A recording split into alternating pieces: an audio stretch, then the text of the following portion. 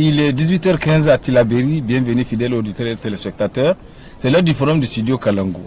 Vous nous écoutez à travers un réseau de 52 radios et 7 télévisions partenaires dans les 8 régions du Niger. Création de l'emploi pour les jeunes pour le développement socio-économique et la cohésion sociale dans la zone des 3 frontières. C'est le thème du forum sur lequel nous allons débattre aujourd'hui.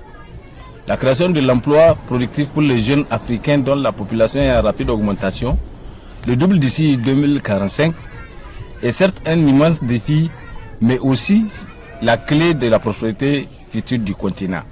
C'est l'une des recommandations principales du rapport annuel sur les perspectives économiques en Afrique 2012, publié le 28 mai 2012 à Arusha dans le cadre des assemblées annuelles de la Banque africaine de développement. Au Niger, le taux de croissance démographique est l'un des plus rapides au monde, soit 3,9% par an. La structure de population est la plus jeune avec un âge médian de 15 ans. Quels sont les avantages de la cohésion sociale? Comment favoriser la cohésion sociale avec l'emploi des jeunes? Comment accompagner les jeunes à la quête de l'emploi? Quelles sont les actions à mener en direction de la jeunesse et leur emploi? Et quels sont les facteurs qui favorisent l'emploi des jeunes pour une cohésion sociale durable? C'est à ces questions et à bien d'autres que notre émission tentera d'apporter des réponses. Pour ce faire, nous avons invité Omar Hamadou. Il est le représentant du président du conseil régional de la région de Tillabéri.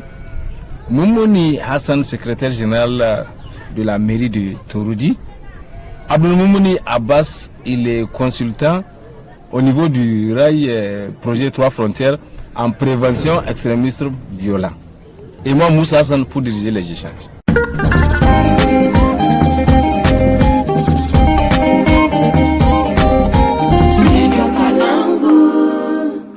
Au Niger, environ 500 000 jeunes entrent dans le marché du travail chaque année selon l'étude nationale d'évaluation d'indicateurs socio-économiques et démographiques 2015. Bien que la cohésion soit un processus à multiples facettes, la relation de travail peut être l'une d'entre elles. Quels sont les avantages de la cohésion sociale? Le lieu de travail est d'abord un lieu d'échange. Comment le travail peut-il développer un lien social? SG, nous allons d'abord commencer par vous. Et quels sont les avantages de la cohésion sociale pour la lutte contre cette insécurité? Effectivement, quand on prend la cohésion sociale, c'est un avantage pour prévenir et même pour gérer facilement, c'est-à-dire les questions d'insécurité. Et les avantages que ça comporte, nous avons vu que toutes les localités qui ont fait objet de résilience face à cette insécurité que nous connaissons depuis quelques années sont des localités dans lesquelles il y a une cohésion sociale qui est marquée, avec des leaders ou bien des jeunes leaders qui font, c'est-à-dire l'unanimité et qui développent la cohésion dans la communauté. Donc la cohésion sociale, c'est la base, c'est-à-dire pour la paix. Ça contribue à la paix et ça permet, c'est-à-dire quand il y a un conflit, parce que le conflit entre dans le cadre de la vie normale, c'est-à-dire d'une société. Quand il y a un conflit, s'il y a une cohésion qui existait, ça permet de régler le conflit pacifiquement. Avant que ça ne dégénère. Avant que effectivement ça ne dégénère.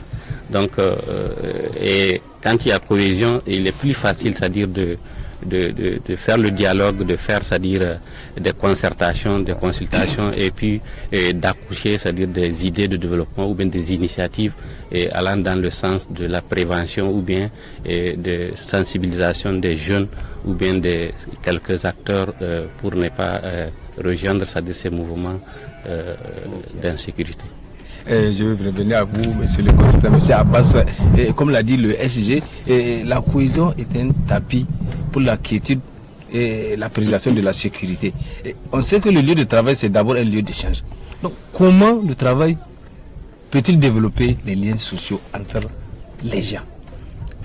Merci beaucoup. Bon, sans être sociologue, j'estime que le milieu professionnel, autrement dit le lieu de travail, est un cadre aussi de socialisation de l'individu. Ce n'est pas primaire parce que ce n'est pas la famille, mais normalement, le lieu de travail constitue, tout comme la famille et l'école, un endroit où on peut interagir, voilà, où on peut s'entraider. Naturellement un lieu de socialisation secondaire de l'individu. Donc du coup je pense que oui, en milieu professionnel, oui, la cohésion sociale peut être renforcée. Le lieu de travail est un cadre propice à l'émergence de la cohésion sociale. Je pense que si aujourd'hui malheureusement on constate certains écarts, c'est quelque part parce que tout simplement en fait il y a un déphasage entre ce qui doit être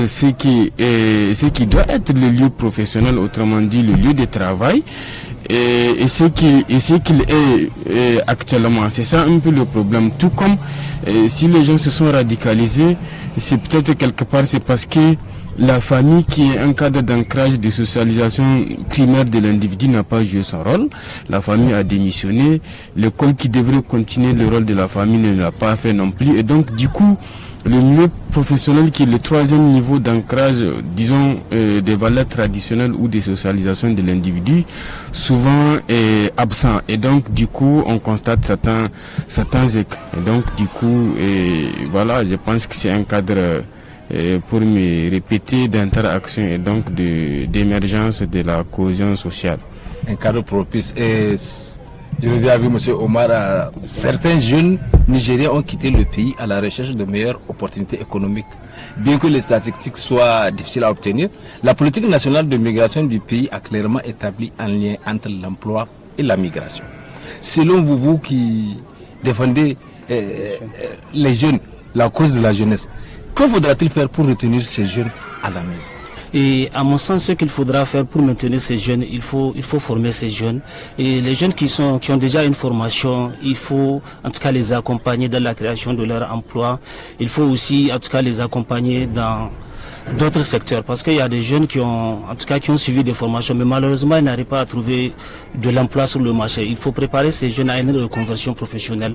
Et les jeunes qui ont aussi été désœuvrés, parce que Tillabéri est une zone qui est dans l'état d'urgence, donc du coup les activités économiques des jeunes se sont vues stopper, en tout cas par faute de certaines mesures de l'état d'urgence qui nous ont été imposés. Donc à ces jeunes, il faut trouver en tout cas des conditions, en tout cas il faut les former, il faut les orienter, il faut chercher d'autres partenaires en tout cas qui va aider encore l'État à accompagner ces jeunes jusqu'à trouver de l'emploi.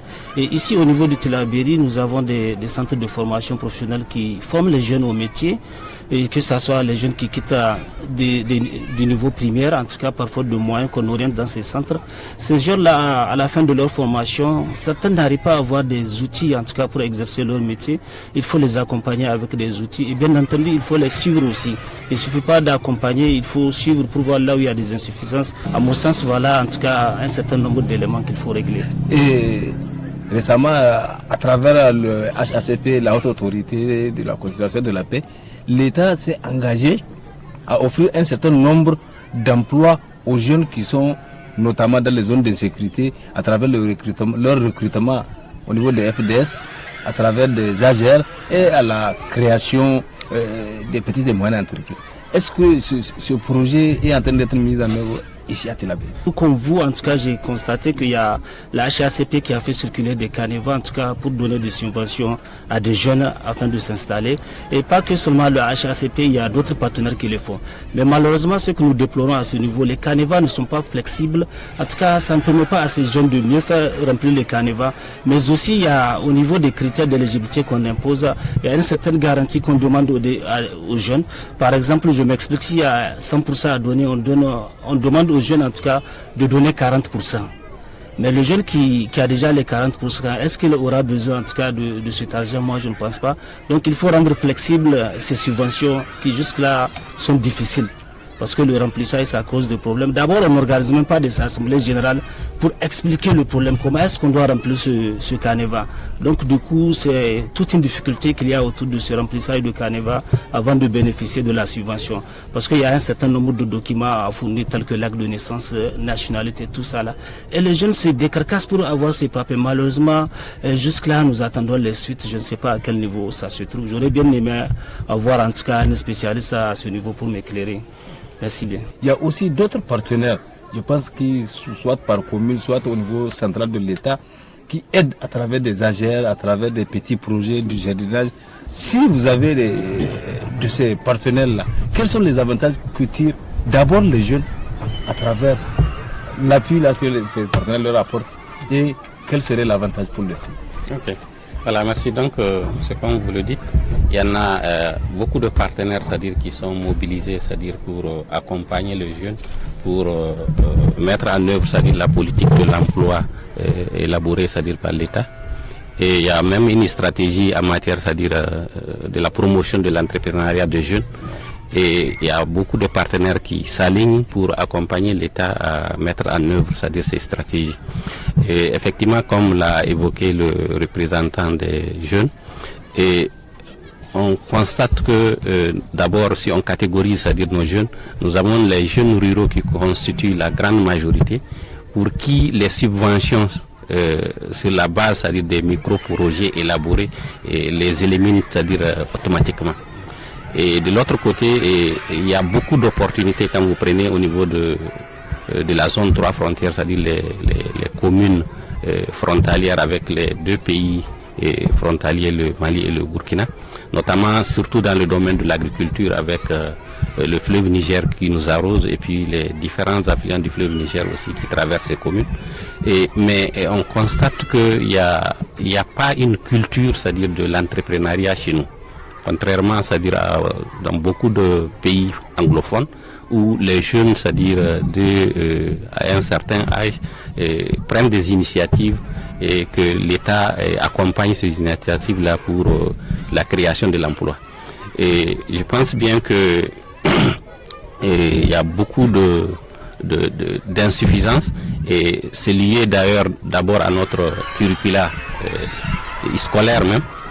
Là où notre enseignement est vraiment, c'est un enseignement d'assimilation, ça n'amène pas vraiment aux jeunes à se questionner ou bien à poser des problèmes pour pouvoir vraiment se débrouiller. Chacun attend à ce qu'il soit employé par l'État et c'est ce qui est vraiment difficile.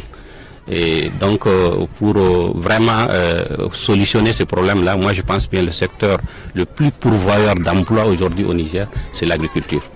Et l'État doit créer les conditions pour qu'il y ait, c'est-à-dire des actions de mobilisation des eaux, des actions, c'est-à-dire de protection des sites et des actions de formation, comme il l'a dit, et au niveau de la formation professionnelle et sur les techniques aussi de production agricole. Et quand je dis agriculture, je parle avec grand A, c'est-à-dire l'agriculture et l'élevage. Je pense bien qu'on peut, c'est-à-dire absorber, c'est-à-dire toute jeunesse là, comme vous l'avez dit dans votre présentation, que nous avons une population qui est très jeune. Cela constitue un atout si on arrive vraiment à transformer cette jeunesse-là en une jeunesse dynamique. Un levier économique. Voilà, un levier économique apte et compétitif, c'est-à-dire pour vraiment produire. Voilà. Et pour revenir vers vous, Abbas, nous savons que la jeunesse nigérienne est laborieuse. Et compte tenu de la hausse de cette jeunesse, une croissance élevée ne suffit pas à elle seule pour créer l'emploi productif. Le chômage des jeunes résulte de quoi dans le pays? Un pays comme le Niger a faibles ressources. Et quelles doivent être les actions à mener pour aider cette jeunesse à acquérir de nouvelles compétences pour ne pas sombrer dans l'extrémisme? Si vous me le permettez, la question est extrêmement importante, comme l'a commencé à introduire le secrétaire général, la question de l'agriculture, qui de mon point de vue, en fait, jusque-là on est en train de manquer un véritable diagnostic par rapport aux véritables facteurs de la radicalisation et l'extrémisme violent. Tout le monde sait que, comme il l'a dit, la mamelle de notre économie, c'est principalement l'agriculture avec grand A, y compris donc l'élevage. Et on sait que depuis un temps, le pastoralisme a pris un coup avec la question des changements climatiques et même la question de la migration. Souvent, c'est parce que les changements climatiques a eu raison surtout que les gens migrent, pas parce que l'ont voulu, c'est parce que probablement ils n'ont plus de terres de culture du fait des changements climatiques ou de la pression démographique, ou parce que on n'a plus d'animaux du fait du changement climatique, parce qu'il n'y a plus d'aliments de bétail, les animaux meurent et donc les gens sont plus offrants. Je pense qu'il y a des questions comme ça il faut approfondir pour véritablement trouver la solution. Et donc pour revenir sur le propre problème de la jeunesse, je pense qu'il appartient à la jeunesse, comme je l'ai dit, de savoir qu'elle est un acteur de sécurité, de paix, de développement, définir ses propres lacunes, tout le monde le fait. Et puis c'est comme cela elle peut inviter à être soutenue pour qu'évidemment elle puisse véritablement être un acteur au service du développement. Et concrètement, face à cette situation, quels sont les impacts que peut avoir cette situation de sous-emploi de cette jeunesse au niveau des communautés? Oui, c'est vrai, immédiatement, il y a le risque de basculement à la radicalisation et l'extrémisme violent. C'est vrai que des études réalisées en 2018 par le Centre national d'études stratégiques et de sécurité, c'est vrai, c'est disparate les facteurs de la radicalisation, mais au fond, tout le monde sait ça, et à l'apparence aussi, que quand on est pauvre, on est au plus offrant. Et donc, quand on a une jeunesse désœuvrée, qui manque de tout, pratiquement de tout, et il faut se dire oui, on a en face de soi une jeunesse qui est capable potentiellement de s'enrôler, parce qu'elle n'a pas de perspective, elle n'a pas d'initiative, elle n'a rien. Et donc je pense que la première conséquence ou le premier risque potentiel auquel nous sommes exposés en tant que communauté, c'est de voir notre jeunesse s'enrôler dans la radicalisation du fait de son état de pauvreté généralisée, de paupérisation généralisée. Pour revenir à vous, Omar, en tant que jeune de la structure régionale de la jeunesse, quel impact le chômage des jeunes à long terme peut avoir sur eux-mêmes et sur la cohésion de la société? En tout cas, le chômage à long terme peut avoir vraiment un impact sur la jeunesse, parce que le jeune qui n'arrive pas à travailler, qui n'a pas d'occupation, en tout cas peut basculer, comme l'a dit monsieur le consultant. Donc à mon sens, la jeunesse doit s'organiser. Tout à l'heure, les prédécesseurs ont demandé que la jeunesse doit poser en tout cas son propre diagnostic. Je suis tout à fait d'accord. Aujourd'hui, on a une jeunesse en tout cas qui a reçu une formation, mais cette jeunesse n'arrive pas à prendre conscience en tout cas du danger.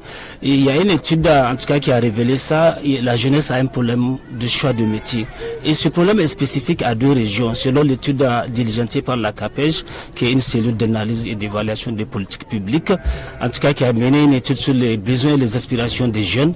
Et cette étude révèle qu'au niveau de la région de Tillabéri et d'Osso, on a un problème de choix de métier. Donc je suis Maïga, je suis Zarmokoy, on ne peut pas faire. Sinon le travail est là, c'est parce qu'on choisit. Ils l'ont dit, tout le monde ne peut pas travailler dans l'administration, c'est tout à fait normal. Aujourd'hui, le secteur qui arrive à absorber, monsieur le secrétaire général a déjà notifié ça, je ne vais pas revenir au risque de me répéter. En tout cas, la jeunesse doit s'y mettre, il y a beaucoup d'opportunités. Aujourd'hui, quand je regarde au niveau de la région de Tillabéri, qui est une région agricole, nous avons le fleuve, et donc on peut faire vraiment des cultures de contre-saison. Et là aussi, il faudrait que l'État arrive à accompagner les jeunes, parce que et quand je regarde même l'environnement fiscal ne permet pas en tout cas à la jeunesse d'entreprendre. Aujourd'hui, les coûts sont exorbitants quand tu commences à exercer une activité. Du coup, le gars de l'impôt descend sur toi, on te bombarde avec de l'argent. Donc la jeunesse est vraiment dans une situation qui n'est pas du tout favorable. Et c'est vrai que la jeunesse doit s'organiser. Le problème de la jeunesse, il faut qu'on s'organise en association, parce qu'en restant dans son coin, on ne peut pas avoir des opportunités. Quand les informations viennent, c'est à travers les structures de jeunesse, on peut les avoir. Donc pour ça, j'invite vraiment la jeunesse à regagner les associations, à s'organiser. Et la jeunesse doit être entreprenante aussi. Tout le monde ne peut pas travailler pour l'État, ça c'est clair. Tout le monde ne peut pas travailler dans un bureau, ça c'est clair. L'activité, elle est là. Il faut déjà trouver quelque chose à faire. C'est là où j'invite la jeunesse. Sinon, à long terme, vraiment l'impact serait négatif. La jeunesse peut basculer. Vous imaginez Un jeune qui n'a pas d'occupation, qui se réveille le matin, qui n'a rien à faire, vite fait, il est tenté de regagner l'autre groupe. Donc, à mon sens, vraiment, la jeunesse doit s'organiser, l'État doit créer les conditions, les partenaires doivent accompagner, en tout cas, tout le monde doit s'y mettre. Et vous l'avez évoqué, il y a un déséquilibre entre le marché du travail et l'inadéquation des compétences. Des compétences, oui. Mais il faut, tout mal pour vraiment le solutionner, il faut avoir les causes. Quelles sont les causes de ce déséquilibre? Pour les causes de ce déséquilibre, moi je pense que l'État ne crée pas assez, et en tout cas d'autres secteurs. On dirait que c'est la fonction publique seulement qui est là. Donc le déséquilibre est fait du fait qu'on n'a pas suffisamment en tout cas d'entreprises pour absorber. Et ici au niveau de la région de Tillabéri, c'est une zone agricole et on produit suffisamment en tout cas de produits maraîchers, mais on n'a pas la transformation. Imaginez si nous avons des usines de transformation, ça pourrait aussi absorber, en tout cas ça pourrait pallier à ce problème de chômage des jeunes. Donc le déséquilibre est dû du fait qu'il n'y a pas assez d'opportunités et surtout au niveau de Tillabéri. Déjà avec le contexte de l'insécurité, il y a beaucoup d'activités qu'on n'arrive pas à faire. Avant il y avait les activités des motos-taximans, en tout cas on avait plus de 500 jeunes au niveau de la région de Tillabéri qui se débrouillaient à travers cette activité. Du coup ces activités se sont arrêtées et il ne faut pas voir seulement ces jeunes en tout cas qui exercent cette activité de moto-taxi. Il y a les vendeurs de pièces détachées, il y a les vulgarisateurs. Imaginez tout ce beau monde qui se retrouve un jour qui n'ont rien à faire. Alors vous conviendrez avec moi, à long terme, si on n'arrive pas à régler ce problème, l'impact ne serait que négatif. Et je reviens à vous, est-ce que les pesanteurs sociaux aussi n'ont pas leur impact sur ce déséquilibre? Oui, justement. Et il l'a évoqué tout à l'heure, il parlait, c'est-à-dire de la culture, et notre culture qui parfois, c'est-à-dire nous bloque. Il y a certaines communautés qui se disent telle activité, je suis de telle ethnie ou bien je suis de telle noblesse, je ne peux pas la faire. Bon, ça doit être dépassé à mon sens. Et c'est comme il l'a dit, l'un des freins également dans la région de Tillabéri, les quelques rares jeunes, c'est-à-dire qui entreprenaient et qui faisaient des activités et qui ont trouvé de l'emploi, les mesures liées aux questions de l'état d'urgence les ont encore désœuvrées. C'est-à-dire il a parlé de tous ceux qui sont sur la filière transport à deux roues et également tous ceux-là qui faisaient le commerce sur la base, c'est-à-dire de moyens de transport à deux roues et ceux qui vendaient aussi également le carburant et autres. Tous ceux-là se sont retrouvés désœuvrés. Toute la chaîne. Et effectivement, il y a certains qui se sont adaptés par la suite, se sont convertis dans d'autres activités. Et c'est comme il l'a dit, la migration avant, par le passé, c'était une culture. Aller à la côte, c'était culturel. Mais ces derniers temps, c'est-à-dire les jeunes sont contraints par manque d'emploi d'aller, c'est-à-dire en exode, d'aller en migration, parfois, c'est-à-dire vers le Maghreb, là où ils sont exposés à tous les dangers qui peuvent exister. Donc, sincèrement, notre jeunesse, c'est vraiment une chance. Mais également, il faut qu'il y ait, c'est-à-dire des actions pour transformer cette jeunesse-là à une opportunité. Sinon, ça risque d'être une bombe. Monsieur Abbas, y a-t-il des facteurs ou bien des secteurs à promouvoir? Parce que, comme il l'a dit, il y a les pesanteurs sociaux. Le fils de l'éleveur, lui, il ne pense que l'élevage qu'en tête de bétail qu'il peut avoir. Le cultivateur ne pense qu'à le nombre de bottes qu'il peut avoir par an. Il y a, en dehors de l'insécurité, il y a aussi la nature qui est contre nous. Il y a le changement climatique. Tout ça là ne peut pas être pérenne. Ne faut-il pas revoir cette vision des choses? Ouais, je pense qu'il faut déconstruire les pesanteurs là, les stéréotypes figés qui sont fondés sur la noblesse des métiers. Ça, c'est extrêmement important. Je pense que c'est grâce aux forgerons, nous voyageons à travers le monde. En une journée, vous pouvez faire 10 000 km. C'est extrêmement important. Et c'est un forgeron qui l'a fait. Pourtant, bizarrement, au Niger, quand on est dans cette classe-là, souvent, c'est très compliqué. Il y a une catégorie et ça, là, il faut qu'on déconstruise ça. Je pense que c'est le premier travail que nous jeunes, que les jeunes, vous devrez faire. Et ça, c'est à l'endroit aussi de la communauté qui reste parfois trop figée sur ces questions-là. Sinon, tous les secteurs, sincèrement, sont vierges. Je vais dire, en termes terre à terre, pratiquement, il n'y a rien. Omar l'a dit, ici à Tillabéri, il n'y a même pas des usines de transformation des produits. Moi, je faisais Bani Bongou avec l'état d'urgence. Les femmes qui font du fromage, mais oui, ils le font, mais il n'y a même pas de marché pour le couler en fait. Souvent, ça se limite à la consommation. À un moment, voilà, ils ne savent plus quoi faire avec. Les femmes qui produisent des pommes de terre, des choux à Bani Bangou, le marché le plus proche est à 150 km de Bani Bangou, c'est Balayara. C'est le plus proche et le plus sécurisé. Et là, c'est compliqué pour y amener des produits maraîchers qui restent périssables. Donc, vous comprenez, c'est très compliqué. Donc, les secteurs sont vierges. Et il faut renforcer et il faut accompagner les gens, peut-être à se spécialiser, à savoir comment voilà, un peu moderniser sa production, comment conserver les produits périssables, tout ça là. Je pense que c'est comme cela, il faut faire accompagner maintenant, c'est pas d'une sensibilisation d'ailleurs intéressante, c'est la déconstruction des pesanteurs sociales, parce qu'il faut que les gens comprennent, c'est l'argent qui est roi en fait, c'est ça la question quoi. On peut être, oui, noble, mais quand on n'a pas d'argent aussi, c'est un problème. Souvent, il faut savoir aussi, voilà, s'adapter. Il faut être résilient. Voilà. Et je pense que c'est comme ça que nos chefs doivent avoir nos communautés principalement qui incarnent certaines traditions aussi jusque-là, certaines cultures, de bouger un peu, d'être dans la dynamique de la mondialisation et comprendre qu'il faut libéraliser des choses qui sont libéralisables, quoi. Donc voilà. Et pour revenir à vous, Monsieur Omar, l'adoption en 2017 de la recommandation 205 sur l'emploi et le travail décent pour la paix et la résilience en vue de créer des emplois et du travail décent contribue à promouvoir la paix et la cohésion sociale, prévenir les crises, permettre le développement et renforcer la résilience.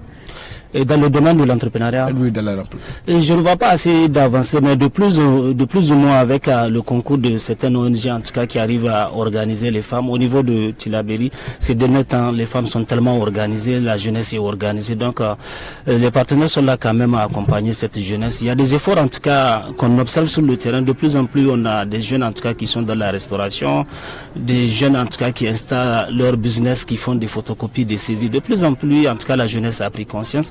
Et puis les jeunes ont compris aujourd'hui, tu vas voir quelqu'un qui a étudié, qui cherche à être pour un laps de temps vigile, pour avoir quand même un revenu et démarrer son entreprise de plus en moins. Et de plus en plus, du moins, s'il y a des avancées, en tout cas, ils sont là, les consultants sont là à nous former, et à nous orienter avec le concours aussi des professionnels. En tout cas, il y a des avancées.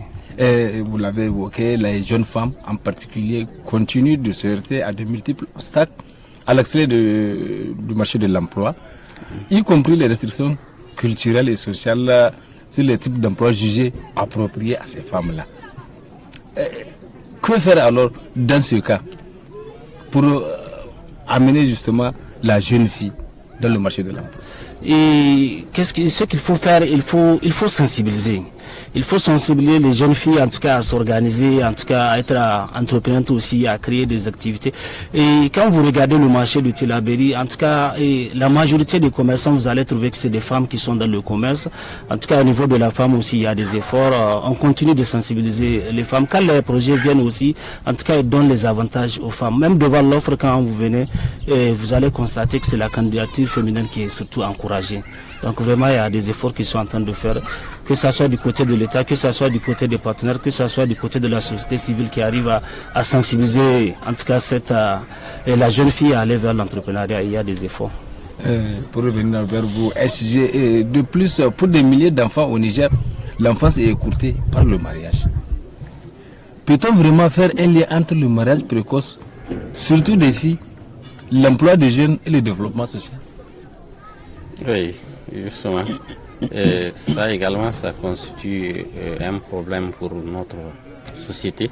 Le mariage précoce, c'est-à-dire des jeunes filles, et qui les expose parfois, c'est-à-dire à des maladies ou bien parfois des choses comme des fistules et autres. Et du coup, c'est-à-dire elles sont marginalisées, c'est-à-dire dans la société. Et effectivement, nous pensons, ou bien beaucoup de gens pensent que pour endiguer ce problème-là, il faut passer surtout par l'éducation et par les sensibilisations. On pense bien que si les jeunes filles sont maintenues à l'école, ça permettrait, c'est-à-dire de prévenir, c'est-à-dire ces mariages précoces. Et ça permettrait également, c'est-à-dire d'avoir des femmes qui auront des enfants avec un âge plus mature pour prendre en charge ces enfants-là. Parce que généralement, c'est les femmes qui font, c'est-à-dire la première socialisation, c'est-à-dire de l'individu. Et si cela est raté, ça a un impact, c'est-à-dire sur toute la communauté. L'UNICEF estime que 3 jeunes filles sur 4 ont été mariées avant l'âge de 18 ans et 1 sur 4 avant l'âge de 15 ans. Et ces filles finissent en généralement déscolarisées si elles sont toutefois inscrites. Selon l'enquête réalisée en 2015, la moitié des jeunes sont sous-employés dans le pays. Donc, en tant que consultant, que conseillez-vous pour améliorer les perspectives d'emploi pour ces jeunes au Niger? Bon, moi, je pense qu'il faut renforcer la qualité de l'éducation et doubler surtout de la sensibilisation aussi des parents sur le maintien des jeunes filles à l'école. Sincèrement, la seule alternative que je vois ici, c'est le maintien, ou les alternatives que je vois, c'est le maintien de la fille à l'école et puis l'investissement dans la qualité de l'éducation.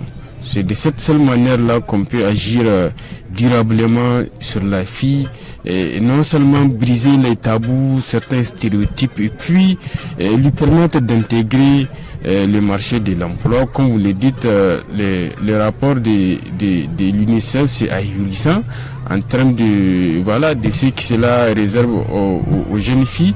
Mais je pense que quand elles sont compétentes, quand elles sont garnies de diplômes et d'expérience, rien ne peut les empêcher d'intégrer le marché. Omar, c'est vrai, c'est les filles qui sont les premières victimes du mariage précoce. Mais aussi, il y a la responsabilité de l'homme. Un homme jeune, il a été marié très tôt, sans développer la fibre responsable, de la responsabilité plutôt. S'il perd son travail souvent, il est tenté de faire autre chose qui n'est pas décent.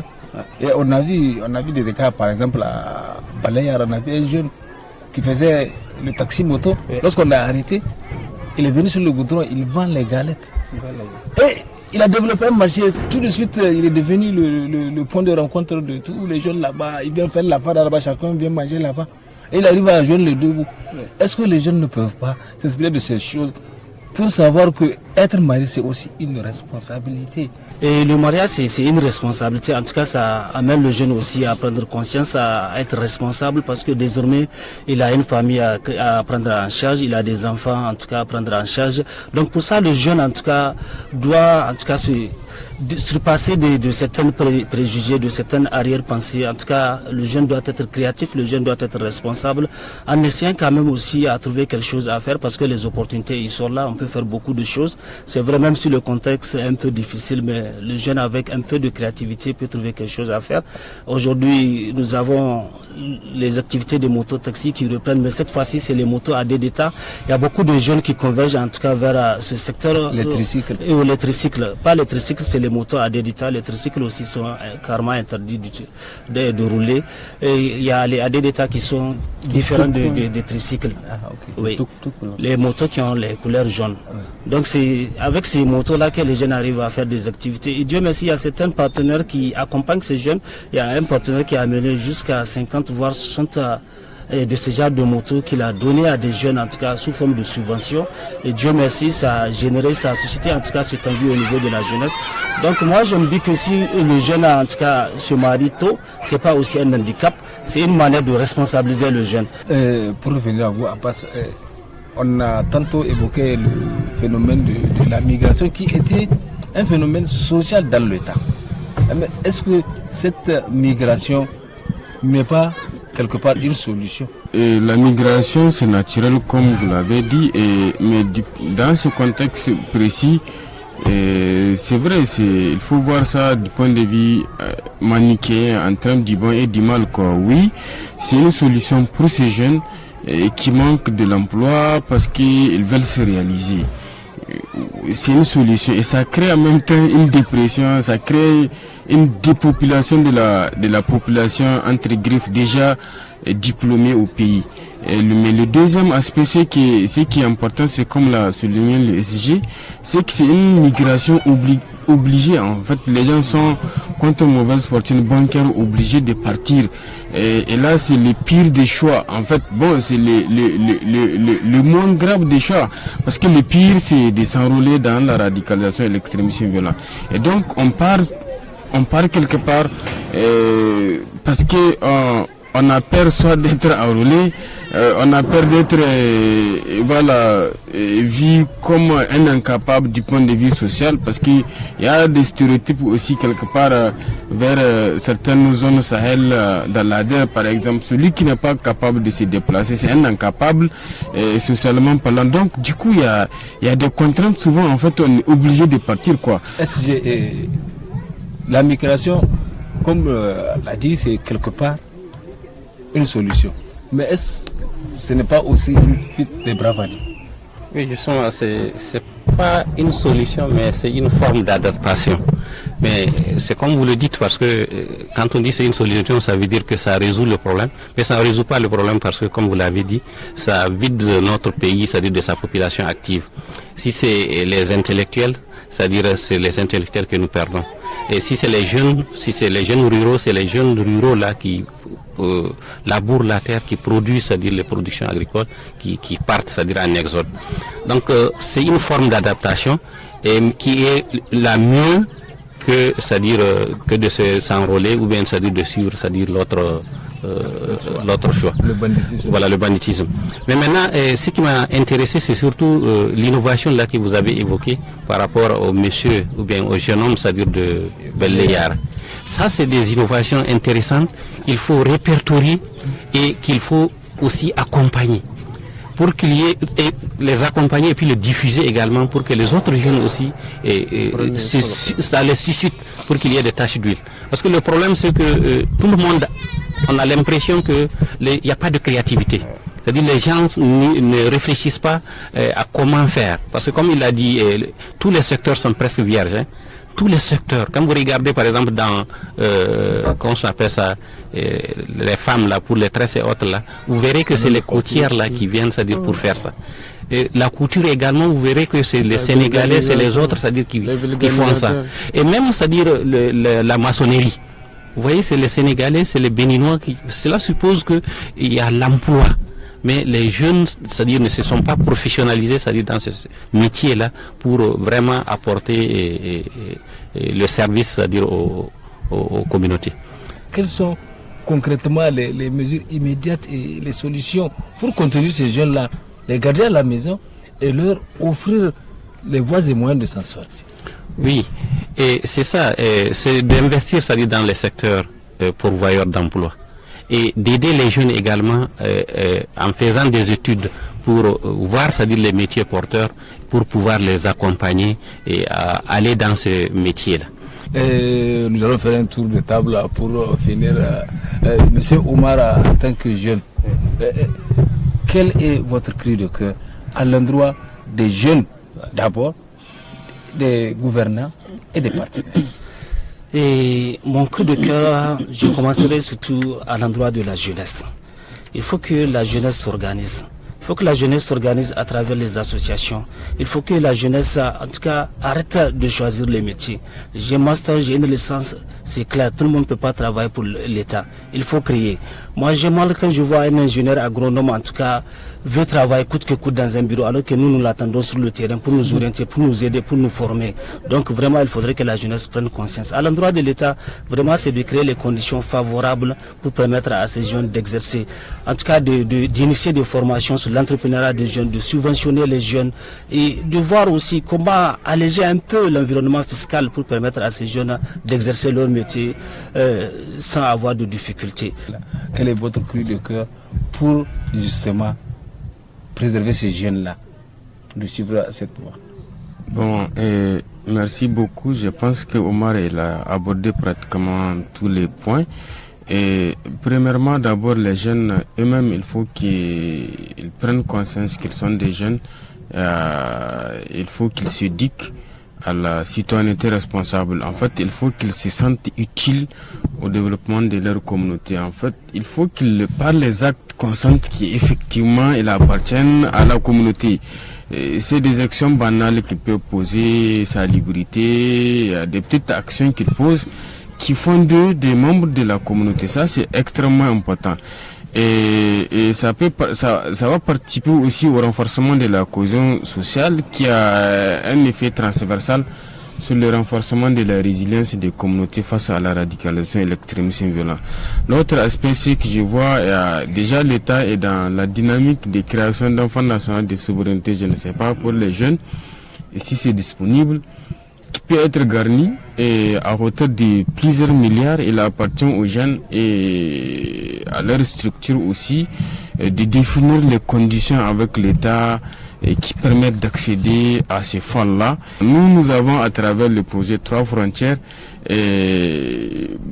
participer au renforcement des capacités des jeunes sur le leadership en temps de crise, sur la citoyenneté responsable. En fait, une façon de les amener à identifier leurs propres préoccupations, à définir les conditions de prendre en charge leurs propres problèmes. Et puis même, on les a formés sur la responsabilisation sociale, comment ils doivent accompagner aussi les autorités, comment ils doivent coproduire la sécurité avec les autorités. Donc c'est extrêmement important et je pense que c'est comme ça il faut un peu prendre la question. Et pour finir, il faut que l'État soit réellement sérieux. Je reprends ça aussi, c'est important. Le SG a dit il y a un problème d'adéquation entre notre formation et le marché de l'emploi. Sincèrement, il faut qu'on crée un terrain de chute, quoi. Et quand on finit, on sait que véritablement, oui, même si l'État ne peut pas prendre tout le monde, mais vous pouvez être opérationnel quand même après votre formation. Malheureusement, après les universités publiques là, vous allez faire 9 ans pour avoir un master. Après 9 ans de banc, vous ne pouvez pas être opérationnel directement. Et vous serez moins efficace que celui qui a fait brevet plus 3 niveau moyen, autrement dit, dans une école missionnaire de la place qu'on qualifie souvent des écoles missionnaires. Donc je pense qu'il y a un problème. Il faut que l'État mette les moyens, qu'on renforce la capacité de nos jeunes, qu'ils soient beaucoup plus utiles et quand ils sortent des universités ou de l'école, qu'ils soient compétitif sur le marché de l'emploi. Merci. Et je finirai par vous. Il l'a dit, la loi de la programmation a cessé d'exister au Niger. Que faut-il faire en termes de cri de cœur pour ces jeunes? Oui, pour ces jeunes, c'est comme ils l'ont dit déjà. Mais moi, je pense bien que les jeunes, c'est-à-dire, doivent avoir d'abord confiance en eux-mêmes. Parce que il faut avoir confiance en soi. Et il faut également avoir la passion de ce qu'on fait. Et il faut se débrouiller, c'est-à-dire il faut vraiment se battre. Et il faut vraiment mouiller le maillot, c'est-à-dire comme on le dit, et travailler et ne pas, c'est-à-dire espérer gagner facilement les choses. Et l'autre aspect, c'est par rapport aussi aux politiques publiques au niveau de l'État. Donc effectivement, c'est-à-dire on constate vraiment un échec, c'est-à-dire des politiques publiques. Parce que les secteurs, c'est-à-dire notre population est en majorité rurale, et les secteurs pourvoyeurs, c'est-à-dire d'emploi, l'agriculture et l'élevage sont très peu financés. Et nous allons finir. L'intégration des jeunes Nigériens dans le milieu du travail doit être considérée comme une composante essentielle d'une stratégie efficace et globale de gestion des migrations qui favorise l'inclusion sociale, contribuant ainsi à la création de sociétés diverses, inclusives et cohésives. Nous sommes donc au terme de ce forum de ce soir qui a traité sur la création de l'emploi pour les jeunes, pour le développement socio-économique et la cohésion sociale de la zone des 3 frontières. Merci donc à vous, chers invités, pour nous avoir honorés de votre présence. Merci également à vous, chers fidèles auditeurs et téléspectateurs. À la présentation, je suis Moussa Hassan. Merci, au revoir.